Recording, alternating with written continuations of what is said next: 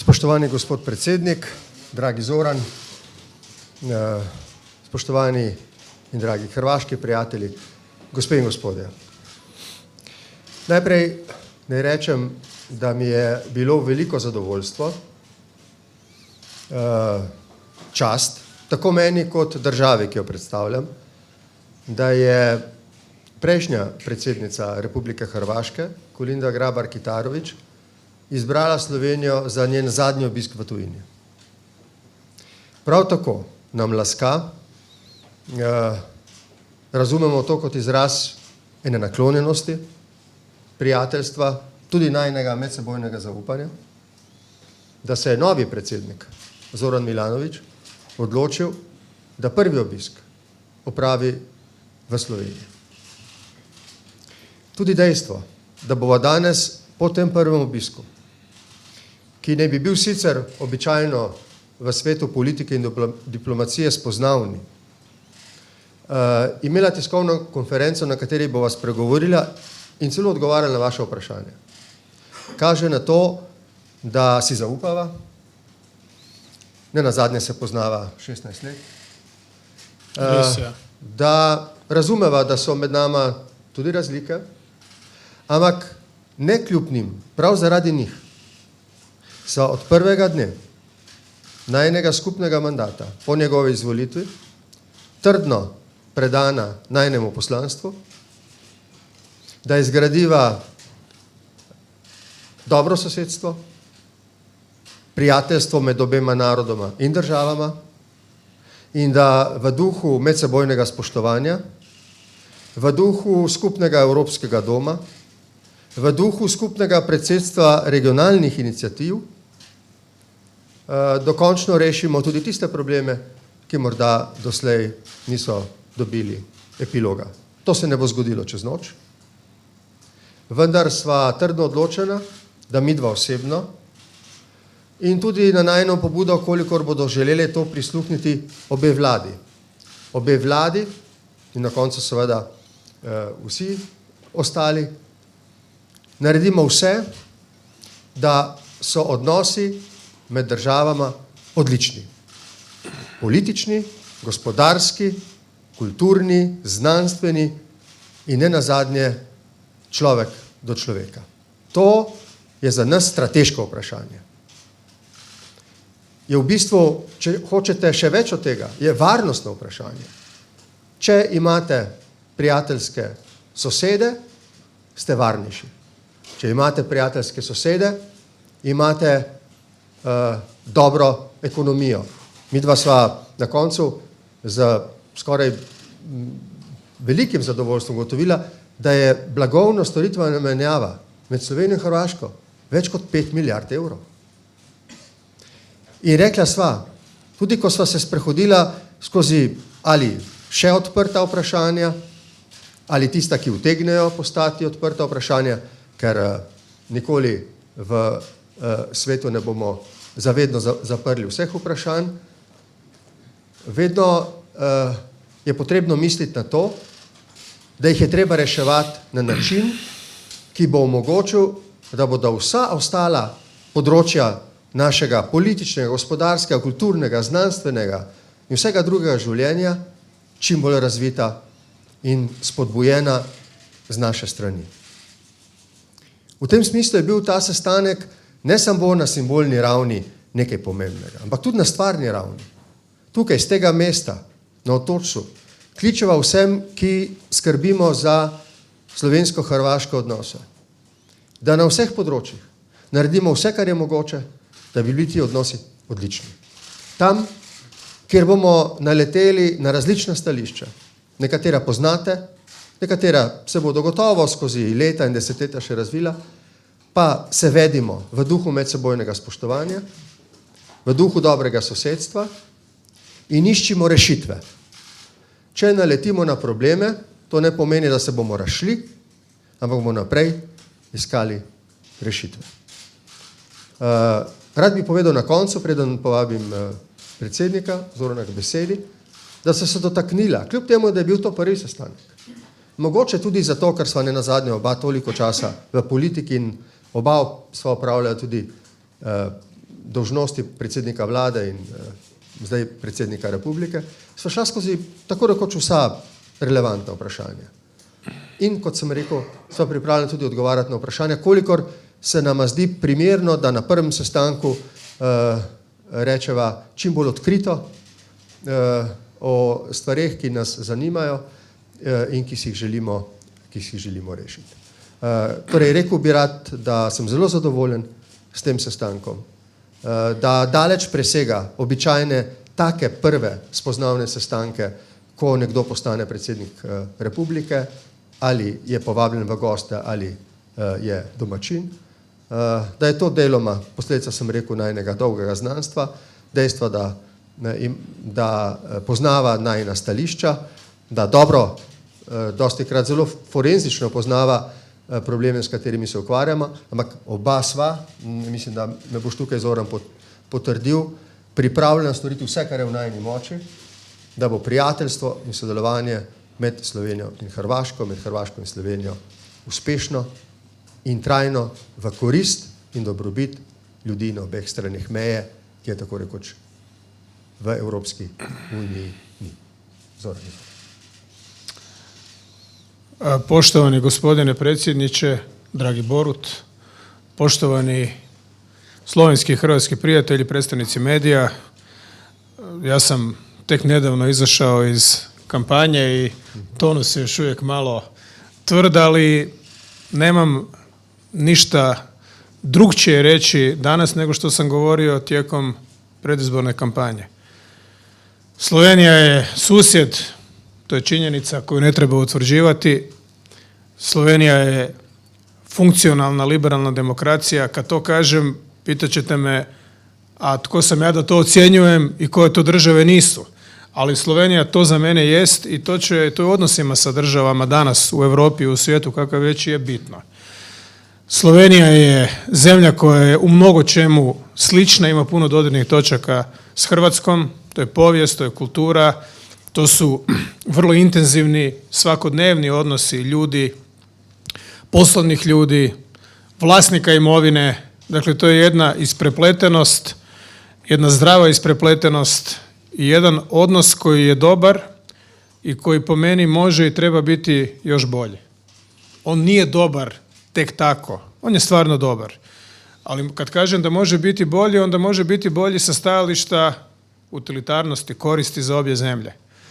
U zajedničkom nastupanju, u Europi, ne u grupiranju, ne u zauzimanju nekog tvrdog, defanzivnog ili ofanzivnog garda, nego naprosto iz sličnosti i dodirnih točaka koje imamo, kvalitetnije predstavljanje zajedničkih interesa u svijetu koji je oko nas. A kao što znamo, ima nas zajedno 6 miliona. To je malo. Ali ako se želi dobro raditi, to može biti i puno.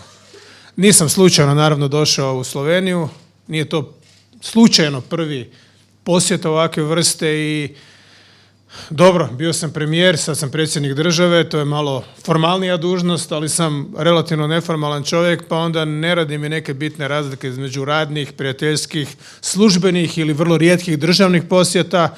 Ovo je za mene posjet, ovo je prvi posjet i nisam slučajno ovdje.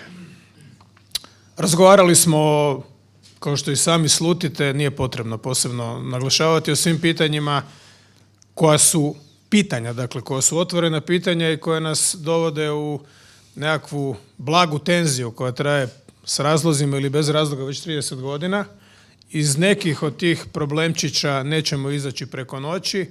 Jako je važno da ih tretiramo kao civilizirani ljudi i civilizirane države, da razgovaramo cijelo vrijeme o njima, ne terapijski, nego u nadi, ali i u nadi i u vjeri da ćemo rješenje pronaći, a u međuvremenu život ide, posao ide, radi se, zarađuje se na obostranu korist i tako će biti, vjerujem, i u buduće.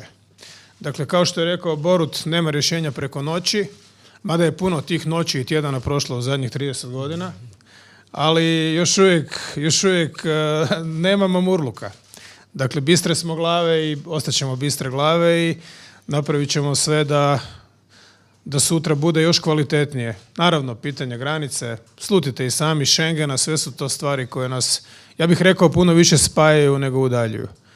I sa ostalim susjednim državama ću voditi koliko budem u stanju kao predsjednik Republike sa svim ograničenjima te dužnosti, aktivnu politiku, ali najveći prostor i najveću volju i prostor objektivno i volju subjektivno obostrano za to vidim u Sloveniji. Slovenija danas dobila ili jučer treba dobiti, da se tako izrazim, novu vladu. To su ljudi, odnosno mandatar je čovjek koji je već 2 puta bio premijer, dakle tu uvjeren sam neće biti negativnih iznenađenja, ali će biti dijaloga i nadam se i rješenja na kojima radimo.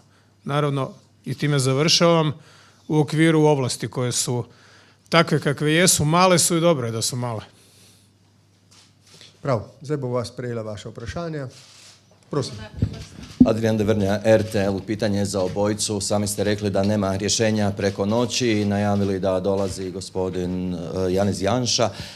Obzirom na njegove stavove da s Hrvatskom treba sjesti za stol i da Hrvatsku ne treba blokirati na putu u Schengen, očekujete li vi zaokret službene Ljubljane po tom pitanju i koliko ova inicijativa Alpe Adria može pridonijeti svemu tome, osim s ove, da tako kažem, nastupa, da govorite, da upozoravate? Najprej mogoče na presenečenje večine tukaj, ki se mogoče tega ne bo spomnila. Jaz sem z zanimanjem spremljal hrvaško volilno kampanjo in opazil, da je Zoran v času kampanje, verjetno že prej, ampak opazil sem to v času kampanje, omenjal neko potrebo po bolj naravnem, bolj intenzivnem sodelovanju v nekem prostoru, ki smo mu pred desetletji rekli Alpe Adria. To pravim zato, ker ko sem jaz začel mandat predsednika Republike v letih 2013-2014, imel enako željo, da bi se sodelovanje v tem prostoru, vključujoč Hrvaško seveda, ki je takrat postajala članica Evropske unije, da bi se intenziviralo. Nekaj teh poskusov je sprva bilo, potem so se tukaj začeli drugi problemi, ki jih je dokončno te moje pogovore o tem vprašanju nekako migrantska kriza nekako dala na rob. Glede Schengena. Jaz mislim, da je v interesu Republike Slovenije, da se Schengen razširi za sosednjo Hrvaško. Seveda so tukaj tudi sebični razlogi, se želimo, da tudi sosednje države prevzamejo zdaj veliko bremena, ki je na naših ramenih. Hkrati vem, da to veliko pomeni Hrvaški, toliko lažje, da se sprejme ta tudi za Hrvaško težka odločitev. Saj nas se zdaj prevzemajo breme varovanja zunanje evropske meje. Vendar moram reči, tako vam, kot sem rekel, tudi Zoranu. V Sloveniji nas ta hip najbolj zanima, ali je Hrvaška sposobna varovati zunanjo mejo Evropske unije tako, da Slovenija potem ne bo potrebovala ne žice in ne drugih ukrepov, ampak se bo lahko zanesla na organe hrvaške oblasti pri varovanju njene meje, ki je hkrati tudi zunanja meja Evropske unije oziroma šengenskega prostora. To je prvo. Drugo, kot politik, ki ima 30-letne izkušnje, bi se zdaj sprenevedal, če bi dejal, da je element varnosti zdaj v Sloveniji edini, ki se diskutira, ko se govori o širitvi Schengena. Gotovo, danes je element varnosti prvi in tudi zadnji, ker nam ni treba odločati, ker to še ni predmet odločanja na Councilu, na svetu v Bruslju. Toda, če se do takrat vprašanje uveljavitve odločbe arbitražnega sodišča o določitvi meje ne bo uveljavilo, bo to obremenjevalo odločitev v Ljubljani o širitvi Schengena na Hrvaško. To je zelo preprosta ugotovitev iz izkušenj, ki jih imam. To obžalujem, če bo temu tako, zato si prizadevam, da bi do nekega dogovora vzajemnega med Slovenijo in Hrvaško o načinu uveljavitve odločitve arbitražnega sodišča prišlo, ker bi to olajšalo tudi odločitev o Schengenu, sem prepričan, in vse druge stvari, ki so pred nami.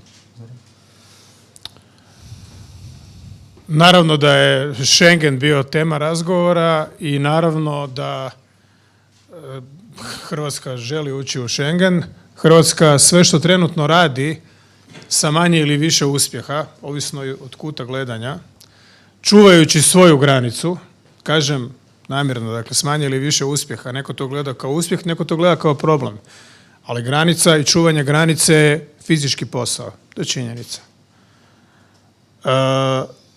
Dakle, Hrvatska želi ući u Schengen i od toga, neću reći čini mi se, očito je da najviše koristi može imati Slovenija.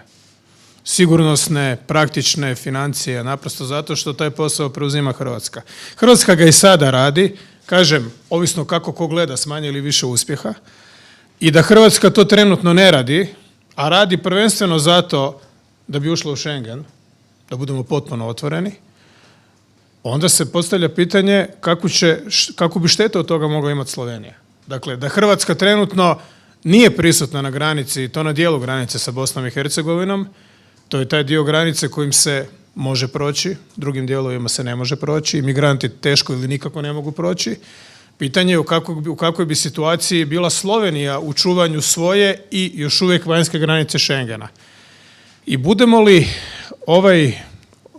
ovo pitanje tretirali po principu quid pro quo, zadnjih pola godine vrlo često ponavljanja fraza u svjetskoj američkoj politici, znate quid pro quo, Ukrajina i to.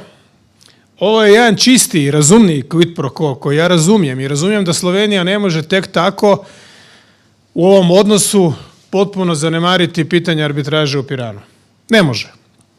To traje predugo, tu ima i emotivnog elementa, ima i racionalnog elementa, to razumijem.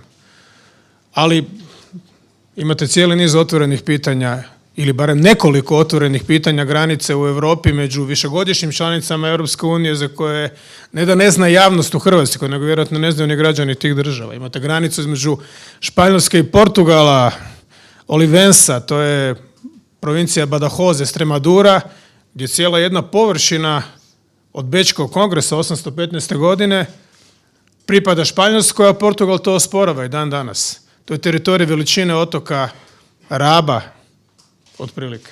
Dakle, s tim se živi. Naravno, Slovenija je ovdje u poziciji da kaže da ili ne na neki način. Europska komisija je jasna, Hrvatska zadovoljava tehničke kriterije i to već neko vrijeme, a na Sloveniji je da, ali nisam ja taj prorok i nisam ja taj koji to treba reći, vidi šta više odgovara. Dakle, Hrvatska se trenutno trudi i zbog toga biva i kritizirana i u Europskom parlamentu, da je preoštra, pregruba, preagresivna prema migrantima i tu ima istine, ali ima i pretjerivanja. Ali to je težak posao koji ćemo ili koji bismo u slučaju da što prije, nadam se, uđemo u šengenski režim, radili, jer tako mora biti, još intenzivnije i u interesu Slovenije. I nemam iluzije da je ta dva pitanja i taj quid pro quo moguće danas odvojiti. Ali sa vremenom, ne 250 godina kao u slučaju Španjolske i Portugala, je moguće, pa bit ćemo strpljivi. Prosim. Nisam odgovorio na Alpe Adria i na ovo, jer mislim da je ovo važnija tema i da će tu trebati strpljenja, ali i ekspeditivnosti. To treba riješiti, pa da znamo i u Hrvatskoj na čemu smo. Mogoče, če smem, Ja. ko ste vprašali za Alpe Adriane, pa rečeva, da sva se pogovarjala o inicijativi, ki predsedujeta Slovenija in Hrvaška, to je Brdo-Bruni, so se odločila, Tako da je, gre ta da, inicijativa naprej. To se mi zdi zelo pomembno. To pa je regionalna inicijativa, kjer Slovenija in Hrvaška imata neko moralno, politično in drugo odgovornost. Naši kolegi, predsedniki drugih držav članic te inicijative nam pri tem zaupajo. Desetletje zdaj ta inicijativa je dejansko pustila velike evropske posledice, berlinski proces je izrasel iz nje, druge institucije in mislim, da je zelo pomembno, da so danes sprejela to odločitev, da gre to naprej in se dogovorila za pripravo naslednjega srečanja. Prosim. Ja? Torej, gospod Milanović, vi ste nedavno na Reki, recimo na moje vprašanje, odgovorili, da se vi zauzemate v bistvu za to, da bi državi vsaj začeli pogovore o meji na podlagi arbitražne odločbe. Boste k temu skušali spodbuditi vašo vlado. Ne nazadnje je tudi gospa Andreja Metelko Zgombič nedavno za Hino dejala, da bi to lahko bilo izhodišče. Vprašanje je v bistvu za oba predsednika in kako boste vi sodelovali z novim mandatarjem Janezom Janšo in verjetno predvidevamo, da tudi nova slovenska vlada bo vztrajala pri istih stališčih kot do zdaj. Zdaj pa samo še minimalno podvprašanje. Ko ste se pripeljali v Slovenijo, ste videli 15 kilometrov dolgo kolono tovornjakov, to naj bi bilo zaradi koronavirusa. Slovenska vlada se je nekako odzvala v smislu, da se povzroča gospodarska škoda. Kaj se pravzaprav dogaja, če veste? Ovo potpitanje je predsjedniku Pahoru ili meni? I vama. Zatvoreni su neki regionalni, lokalni granični prijelazi, to je zato. Ako je to bilo pitanje, zašto se to događa? To ste pitali? Zbog koronavirusa? Ne zbog koronavirusa, ne vjerujem. Kamioni su, da. Zatvoreni su za određenu vrstu transporta, odnosno lokalni granični prijelazi. No dobro. Smatram da je, mislim, nećemo riješiti taj problem bez razgovora. Šta je osnova? Osnova je po nama međunarodno pravo. Ali to sad kažem, dakle, ovako, prije nego što su razgovori počeli. Dakle, treba sjesti za stol ili oko stola i razgovarati o tom pitanju. Ja sad neću ovdje ponavljati šta se sve dogodilo. Na kraju krajeva, kao političar i premijer Hrvatske vlade, imam u tome i sam određenu anamnezu, povijest odnosa, povijest bolesti, sudjelovao sam u tome, donošene su nekakve odluke, o tome se očitovala i Europska komisija, pa sada pod zadnje i Europski sud u Luksemburgu i sad smo opet proceduralno nigdje, ne? Dakle, morat ćemo sjest, kako se to već kaže, doslovno ili figurativno i vidjeti kamo dalje. Kažem, to nije pitanje koje Hrvatskoj ili Sloveniji remeti san, uzrokuje mamurluk, život ide dalje i to relativno dobro, posebno u tom dijelu Slovenije i Hrvatske, Istra, Savudrija, ali ne može se bježati od problema. Dakle, šta je osnova? Ono što se dogovorimo, kao i u slučaju arbitražnog sporazuma. Arbitražni sporazum je bio dogovor o uvjetima i o primjeni prava i metodologiji. Morat ćemo očito kretati ponovno u nekim stvarima. Kot vidite, pač ostajajo nekatere razlike, s katerimi bo treba živeti naprej in danes nisva imela iluzije, da jih bova rešila. Dogovorila pa sva se, da jih ne bomo pometali pod preprogo in ne bomo pustili, da čas enostavno mineva, ne da bi se trudili na ravni vlad, čeprav nimam pristojnosti, da govorim v imenu vlade, ne tiste, ki odhaja, ne tiste, ki prihaja, vendar vem, da bo Slovenija pri stališču, da je sodišče odločilo in da je potrebno mednarodno pogodbo, ki je registrirana v Organizaciji Združenih narodov, in sodišče, ki je na njeni osnovi razsodilo, upoštevati. Kot sva z Zoranom ugotovila pošteno, če in kolikor časa več ne bo neke rešitve o načinu uveljavitve, toliko bolj bo to hočeš nočeš obremenjevalo druge odnose. Čeprav danes je srečanje potekalo za naslednjim messagem, z naslednjim sporočilom, tam, kjer je le mogoče in to ne obremenjuje odnosov. Dajmo razvijati slovensko-hrvaško prijateljstvo, odnose, posel, politiko, kulturo, vse. Na zadnje spomnimo se. 18 let so trajali incidenti med obema državama. Z arbitražnim sporazumom se je to obdobje tistih hudih tudi incidentov, recimo, nehalo. Tudi zdaj so. Vendar niso take narave, da bi na nek način zastrupili odnose med obema narodoma. Kljub temu se zdaj veliko lažje diha in to nam omogoča, in zreli politiki omogoča, da išče naprej načine, kako bi to stvar pripeljala do srečnega konca. Še kakšno vprašanje? Zadnje mogoče? Ali kaj? Ja, prosim. Katarina Brečić, N1 televizija. Nevezano sada zašto su kamioni na granici. Slovenski premijer Šarec jutros je na konferenciji za medije rekao da se stvaraju gužve na granici zbog kontrola koje provodi hrvatska granična policija, zbog koronavirusa i da to šteti ekonomiji, a pokazalo se da se ne može spriječiti širenje virusa iz Italije. Tako da je pitanje za obojicu, jesu li hrvatske granične mjere pretjerane jer se ne može širiti koronavirus, kako tvrdi, ne može se zaustaviti širenje, kako kaže gospodin Šarec. Ja se proteklih dana nisam gurao u prvi red da komentiram pandemiju koronavirusa jer se u to ne razumijem. Govorili su oni koji se razumiju, a i oni koji se razumiju ne znaju jako puno stvari i puno stvari im nije jasno.